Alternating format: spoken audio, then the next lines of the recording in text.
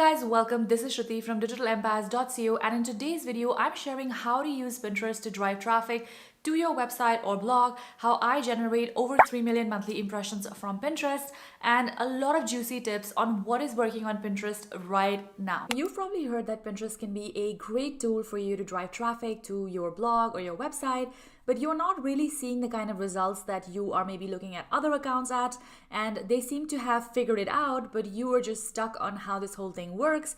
So in this video, I'm going to break down exactly how this works step by step, starting with the basics. So in this step, we are going to learn what do you actually need to be driving traffic from Pinterest, because of course there are a few basic things that you do need if you want to drive free traffic from Pinterest to your website or to your blog. So the first thing that you need, which is kind of obvious, but a lot of people maybe don't have that, or maybe are not sure if it would still work for them if they don't have a blog or a website. So if you have a blog or a website, that is great, because that is the bare minimum that you do need to drive traffic. Yes, you can still drive traffic to other people's websites, to other landing pages and all of that, but in general, your control of how much traffic you can drive is going to be much less if you're only promoting other people's websites or blogs, because you're not going to be able to claim your own website or your own domain with your Pinterest account, and that is going to cause, somewhat limited reach when it comes to driving traffic. So the next thing that you also need in order to be driving traffic from Pinterest is a Pinterest business account. Now, the reason why I mentioned a Pinterest business account is because the ability of a business account to actually connect with your website, to connect with your social media, with your Etsy, with your Shopify. And not only this, you also have access to analytics when it comes to having a Pinterest business account versus when you have just a personal account where maybe you're saving random cute things and you're not really using it for business. So on this channel, I have a detailed video on how to set up your Pinterest business account and a specific video of how to use Pinterest for business. So make sure to check out that playlist in case you are interested in learning more about this process. And then you also need 5 to 10 blog posts or landing pages in order to start driving traffic from your Pinterest account, because obviously if you just create pins which are going nowhere or are not leading anywhere, you're not going to be set up in the right manner to actually drive traffic from Pinterest. The other question that I get asked all the time is, Shruti, how long is it going to take for me to drive traffic? What should I be doing? How long should I wait? And all of those things. Now, while I want to make it clear that it's not possible to do this overnight or just have this overnight success or explosion of traffic, there is a certain timeline that you can work with if you know what you're doing. So if you use a solid strategy when it comes to building up your traffic and you know what you're doing, then you can actually start seeing really good results on Pinterest from anywhere between 3 to 6 months. This period can even be shorter if you know exactly what you're doing and you have the guidance and support to do it. However, if you are kind of DIYing this process, and to be honest, I did this for the first time that I started my blog, and basically after 18 months of having had that blog, it was going nowhere and I had to shut it down because I was just so stubborn and adamant that I should try out everything on my own and use all the free strategies, and none of them really worked properly. So the good side of doing a DIY process is that you get to teach yourself the whole thing and, enjoy the ride somewhat. But the bad side of this is that it can take really, really long for you to actually start driving traffic. And you never really know if you're on the right path or not, because there's no guidance, there's no support, there is no step-by-step roadmap that you can actually use to get faster to where you need to go. So the way I look at it is that if you have, let's say, a map to reach your destination, you're obviously going to get there faster than if you're just sort of going with your intuition and Googling things along as you go, or YouTubing things in this case. Now, even with that said, even though it can take 3 to 6 months or maybe longer to drive traffic from Pinterest as in sustainable traffic, not just a little bit, when you compare it to other platforms like Google, for example, which is also a search engine, Google can actually take 2 or 3 years. And even that is a small amount, because most websites or blogs actually never get to see the first 1 or 2 pages on Google search, which means that you can be working day and night on your blog or your website, and Google might still decide not to show you if you are in a competitive niche, if someone else has more links with you and all of that. And that's also one of the reasons why I do not recommend new bloggers or people who have a small audience to only rely on Google. Yes, Google is a great traffic source, and you should also always be optimizing your content for Google SEO and, in the long run, driving traffic from Google. But what do you do until that starts to happen, right? It's not really under your control when the search engine is going to start showing your content to people, simply because there's a lot of competition and a lot of websites that have been around for years and decades that will continue to outrank you. And that's just how the Google algorithm works. You can't really change that, right? As a small publisher. However, when compared to Pinterest, where you can start ranking effectively in a month or two if you know your strategy, then that is a huge, huge incentive to be leveraging Pinterest for traffic. On top of which, traffic from Pinterest is actually free, at least for now. Who knows if that might change in the next few years, because now Pinterest is public and has a lot more pressure to be profitable and be making more money and all of that. But with that said, it is still a great time for you to be on Pinterest because you can still leverage organic reach. There are multiple accounts that I've created to millions of monthly viewers and having hundreds of thousands of page views from it. And not only this, hundreds of my students who have gone through the programs that I've created have also had similar results, which means that this strategy actually works. Now, maybe you're wondering, oh, that sounds great, Shruti, but how does this really work? Like, what's the step-by-step process? Like, how does this look like? So I'm going to break this down really simply by showing you this graphic, which is admittedly not the prettiest graphic that you will find. And I could have done a better job at this, but creating, presentations is not really my favorite thing to do, but I wanted to show you in one simple document how this process works. So it all starts by you creating a blog post or a URL. So it can be a blog post that you create on your website, or it can be a landing page that, let's say, you want to promote as an affiliate or as a marketer, right? And then the next thing that you do is that you create a pin that is basically summarizing what that blog post is all about. So if your blog post is about how to cut your hair at home, this pin would say something like, how to cut your hair at home, a step-by-step tutorial or something like that. And after you've created this pin, let's say you design it on Canva. I also have a tutorial on how to use Canva on my channel, which you can check out in case you need help with that. You then will go to Pinterest and you will upload this pin to Pinterest, right? So you're going to go into your Pinterest business account, you're going to go into create pin, and you're going to upload this pin right over there. And then once you've uploaded this pin and you've added, your pin title, your description and all of those things, then this pin is going to be added to, let's say, the circulation feed on Pinterest. So a circulation feed on Pinterest is basically the search feed that Pinterest has, which is a dynamic engine, right? So it's always updating. There's always new pins being added every single day, every single second, every single month. And actually, there are billions of pins being added like on a regular basis to Pinterest pretty much every month. So it is possible that your pin can get lost at this stage if you don't know what you're doing, which is what I'm going to share with you towards the second half of this video. But just to make it clear how this works, let's go back to this process, which is that once your pin is added to the search feed, what really happens then, right? So your job is kind of done here. At this stage, you can just relax and lay back and be like, all right, I'm going to wait for the traffic to come in. So what happens here is that next someone is going to type in a search query. So just like you type in on Google, how to cut your hair at home, you want to maybe find a YouTube tutorial or an article or whatever. The same thing happens on Pinterest as well. Pinterest is a search engine, whether you want to admit that or not. At the core of it, it works based on search queries and what people are looking for, right? So matching those people with the right articles and the right pins or even the right videos. So in this case, when a user puts in the query saying, hey, how do I cut my hair at home, then they are going to be directed to the search feed where this article or a bunch of articles and pins will show up about this topic. Now, if you have done your work correctly, and if at this stage you have optimized the pin and you have set up your account in the right way, and you have, established a foundation on Pinterest, then your pin should ideally be showing on the search feed. Now, it doesn't really happen instantly, and it might take a while for Pinterest to actually show this pin on the search feed. The reason being that Pinterest tracks the engagement of every pin you create. So for example, when you uploaded your pin at, let's say, step number 2 in this cycle, and no one clicked on that pin and no one engaged with it and no one commented on it or whatever, then it's just kind of lost in the search feed, right? So Pinterest has no incentive to promote this pin. They want to make sure as a search engine / social media platform that they make their users really happy. And they can make them happy by pointing them towards content which has engagement, which has proven that it is doing well on the search feed. So let's assume that your content does well or your pin does well, and then this person will, let's say, select your pin if you've done everything right at this point, and then that person is going to be driven back to your blog post or your URL.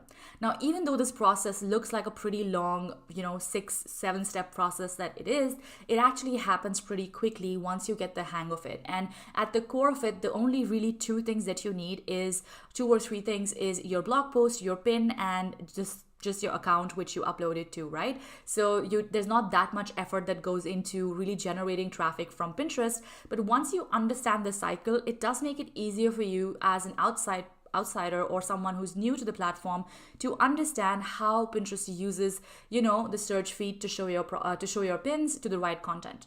And of course, if you haven't optimized your pin, and if your pin is not something that people are looking for, then even if you do show up on the search feed, you will not actually end up at them clicking on your pin because maybe it doesn't match the user intent, right? So that is again completely out of your hands. The only thing you can control is the first 3 steps of this process, which is creating the blog post and the URL, creating a pin, and then uploading it to your account, right? That's pretty much all you can control when it comes to the Pinterest traffic cycle. So if you have any questions, let me know in the comments and I can get back to them as soon as I do. Make sure to also like this video and share it with your friends or anyone else who might benefit from it. It really helps me with the YouTube search algorithm, and I would love to get this video out to more people.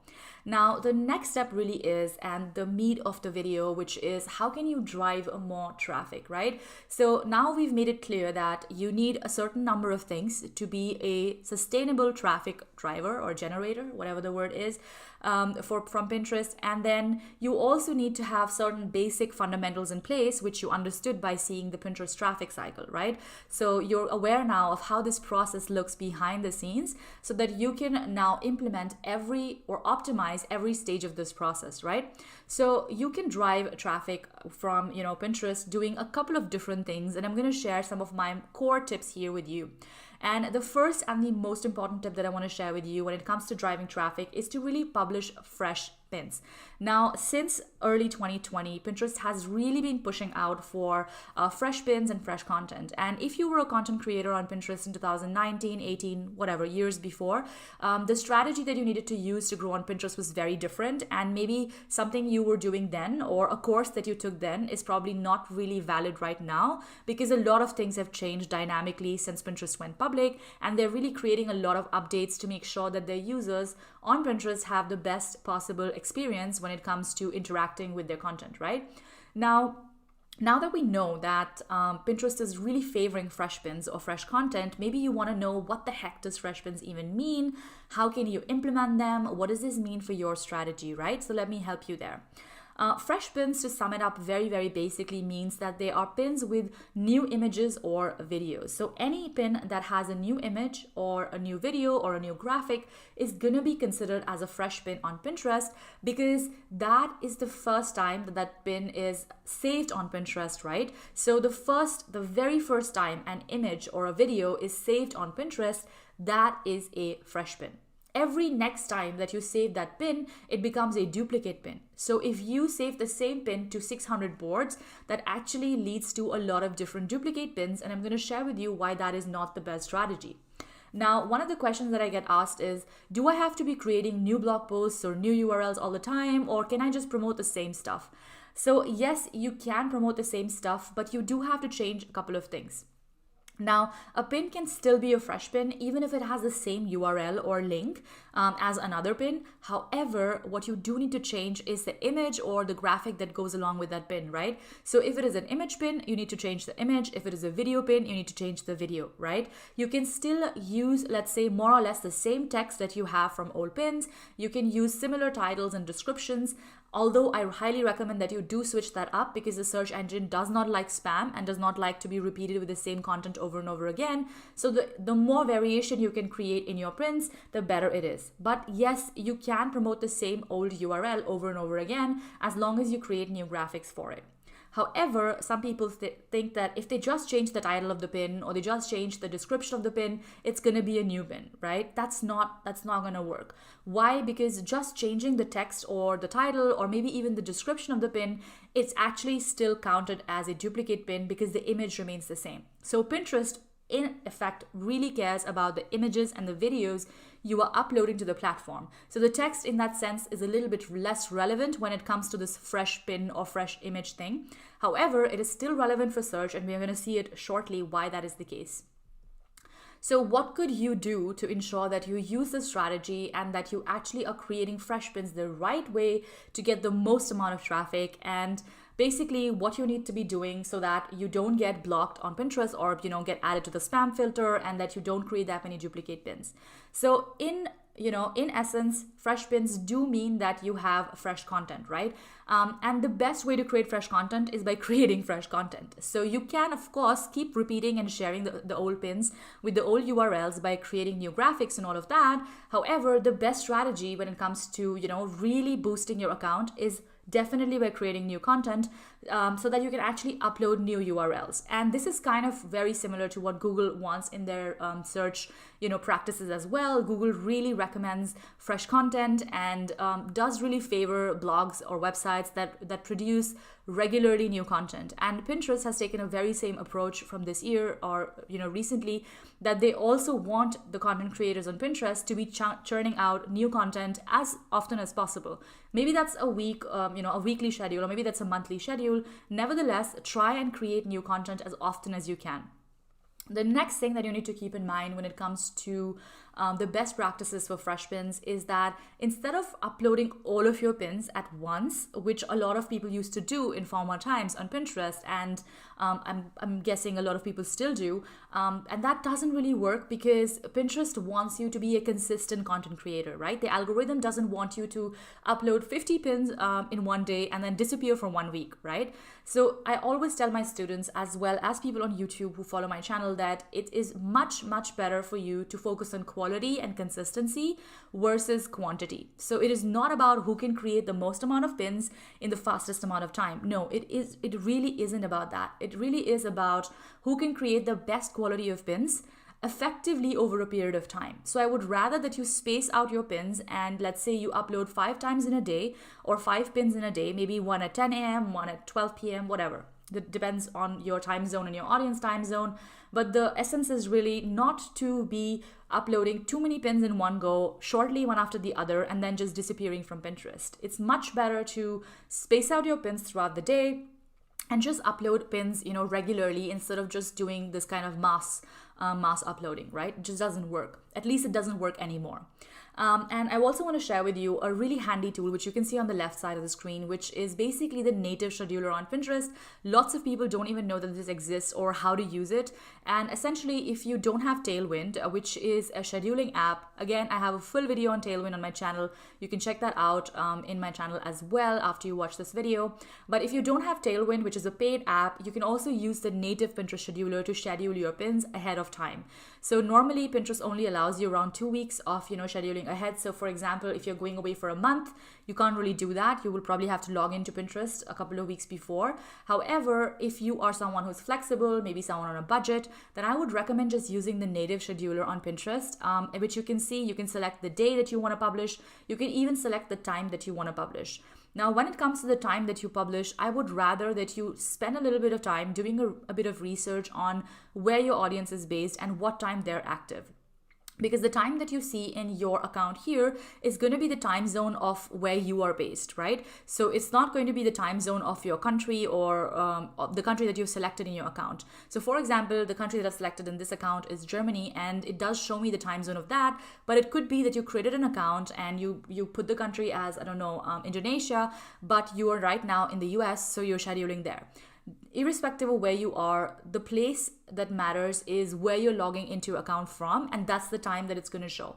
So make sure to keep that in mind when you're uploading pins, because for example, for me, I'm based in Europe, but my audience is pretty heavily in North America. So I do tend to publish my pins at a time when they are most active, and that's what you should be figuring out with your account as well. What is the best strategy for me to be creating and uploading my pins when they're most active? And this is no different from creating content on Instagram or YouTube or anywhere else, because obviously obviously, the more people that engage with your pin when it goes live, the better your chances of ranking on search and the more traffic your website gets, right? So make sure to leverage the native scheduler or Tailwind if you have access to Tailwind, and figure out the right time when your audience is live, and make sure to be promoting and uploading your pins at a time when your audience is actually available, right? And of course, one of the things that used to be okay but is not okay anymore is the fact that you should not be saving your pins everywhere you can. And the reason why this is the case is because of the differentiation now between fresh pins and duplicate pins on Pinterest.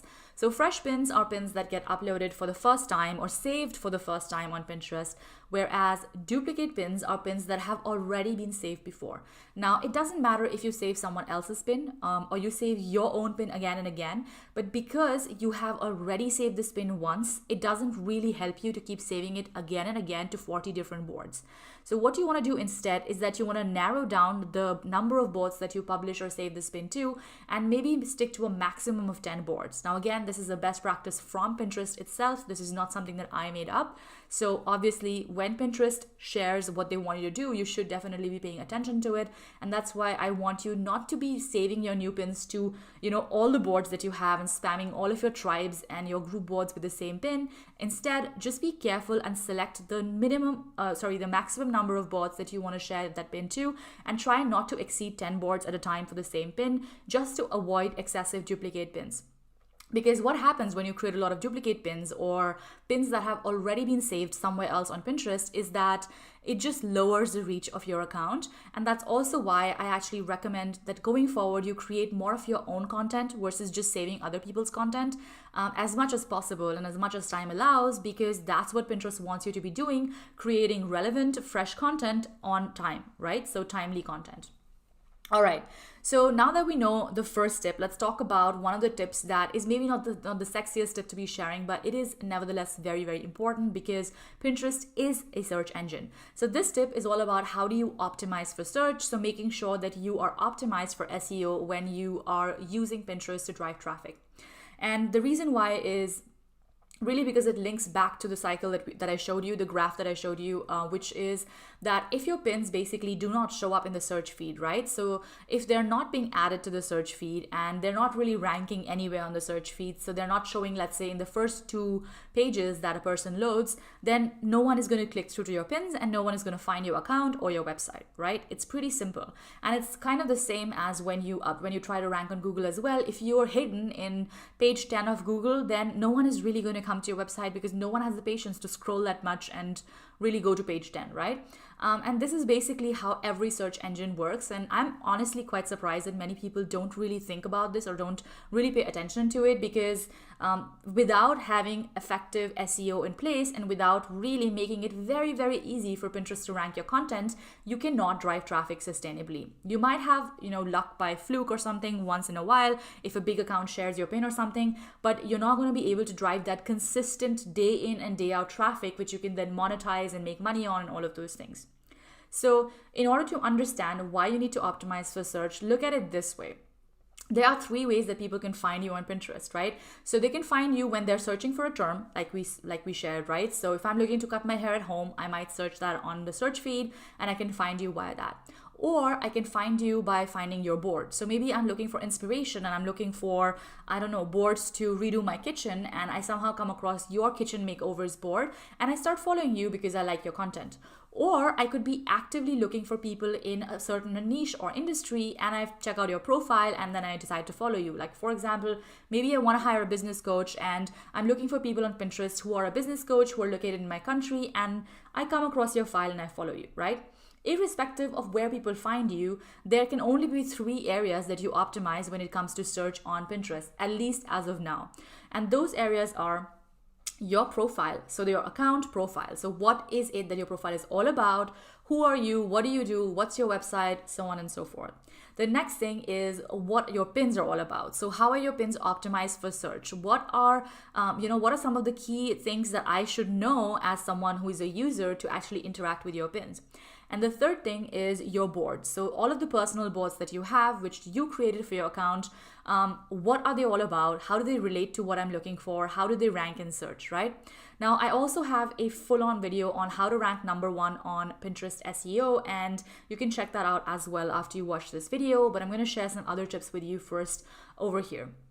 And those are really the best practices when it comes to SEO. So I've said this before, I'm going to say it again. Pinterest is a search engine, and you cannot show up if you do not work on your keyword strategy. So you can do keyword research, and you should be doing keyword research if you want to drive traffic from Pinterest, because it helps you identify the main keywords that you should be trying to rank for, or that you want your content to rank for. So let's say that you are a wellness blogger, right? And you write about different things on your blog. Maybe you write about yoga, about healthy eating, about low carb food, and so on. So that means that these are going to be the 3 main keywords that you would be focusing on your account. So you want to make sure that these keywords are actually reflecting in your strategy overall. So you want to make sure that these keywords, let's say yoga, healthy eating, and low carb food, are actually appearing in your profile. They're appearing in your pins as well as your boards. And once you've done that, you also want to make sure that the new content that you create also falls into one of these categories, because that way you are going to establish relevance and, let's say, repetition within the search algorithm. So once Pinterest has understood that your account is all about yoga and healthy eating and low carb food, the recommendation engine will then take more power, let's say, and it's going to start churning out more of your content to the right audience. Because if you're all over the place and one day you're creating content about low carb food and next month you're creating content about hair tutorials, Pinterest is not really going to know what your account is all about. So especially when you're starting out and you don't have a large audience and you don't have a lot of followers, it really helps to just focus on a few main keywords for your account, and then make sure that those keywords are optimized everywhere that people can possibly find you. Whether that is your profile, whether that is your pins, or that is your boards, is really up to you to understand and optimize, right?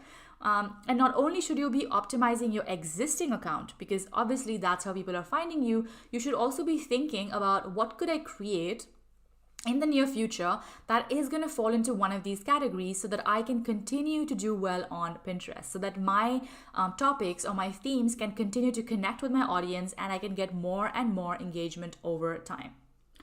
All right. The next thing, or actually one of the more important things that you should also be thinking about, is how do you go about optimizing your descriptions when it comes to the pins that you upload. So remember when in the Pinterest traffic cycle you saw that you will upload a pin and then it gets added to the search feed.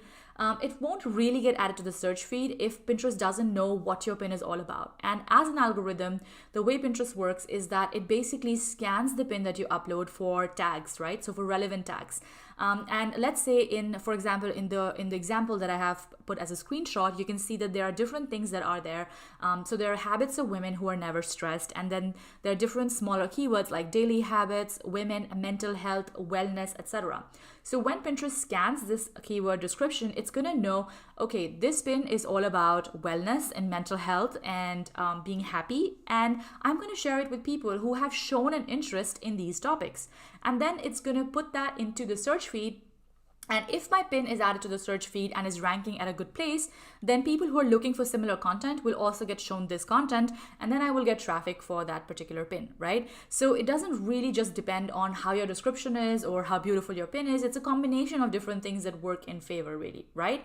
So when you're creating your pin descriptions, be mindful of who it is that you're targeting and what it is that you want your content to rank for. So if you're a wellness blogger, like I said, figure out your 5-10 main keywords that you want your website or your account to rank for, and then strategically create your content, because in the long run, it is just your content that drives traffic on Pinterest. So even if you optimize and do all of those things, it's not going to help if your content is not really discoverable on search and Pinterest doesn't really know where to tag and sort your content out, right? So make it as easy as possible for Pinterest to understand who you are, what you do, and where they should show your content to. Don't forget to give this video a like, hit subscribe for more such weekly videos. As always, I appreciate you being here. I hope you have a great day ahead, and I'll see you in the next one.